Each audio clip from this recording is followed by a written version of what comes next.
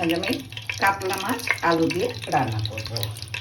তাহলে কড়াইতে আগে তেল দিয়ে নিয়েছি, তেলটা গরম হলে মাছগুলো ছেড়ে দিলাম, মাছগুলো ভেজে নেব।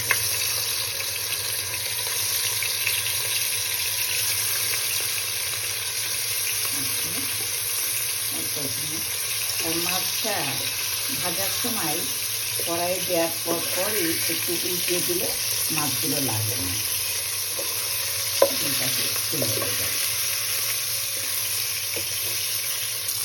মাছগুলো ভাজা হয়ে গেল।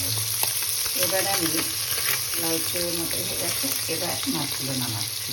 এবার মাছটা ভাজা হয়ে গেল লাল লাল করে, আমি মাছগুলো নামিয়ে রাখছি।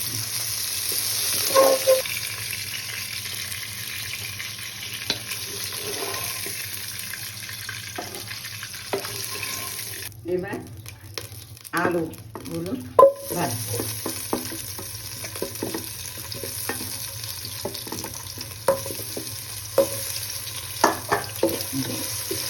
লাল লাল করে ভাজবো।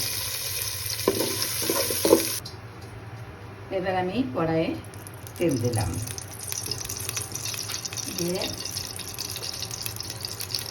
তেল গরম হলে আমি শুকনো লঙ্কা, তেজপাতা,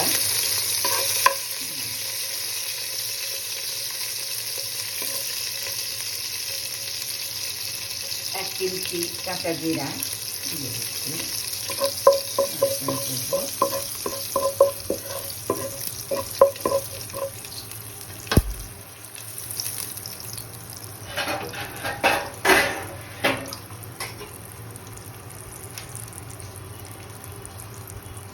তার মধ্যে পেঁয়াজ দিয়ে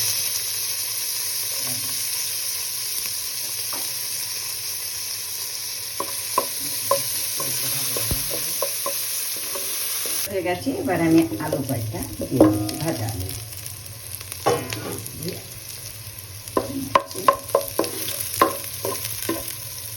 এর মধ্যে আমি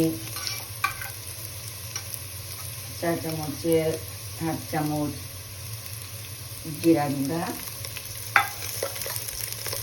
যেহেতু কাতলা মাছ সেহেতু একটু আদা দেবো, 1/2 চামচ আদা, একটু শুকনো লঙ্কা গুঁড়া,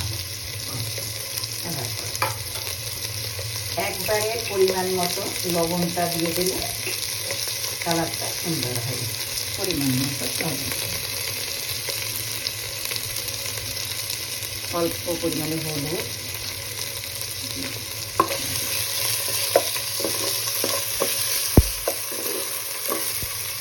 মশলাটা ভাজা ভাজা হয়ে গেছে। এবার আমি 2 কাপ মতো জল দিয়ে দিলাম। এবার 2-3টা লঙ্কা দিয়ে ঢেকে দিলাম।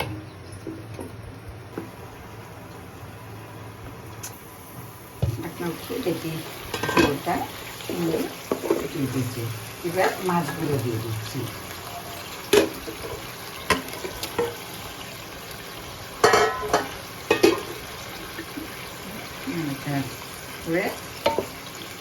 ডেকে দিলাম,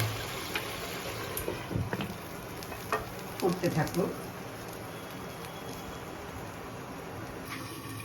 এবার ঢাকনাটা নামালাম, হয়েছে।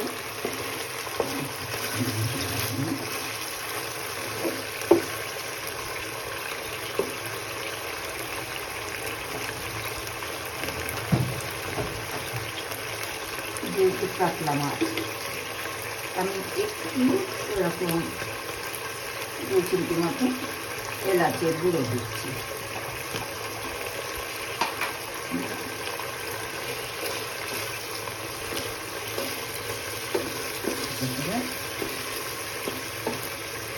এবার আমি এটাকে নামাবো।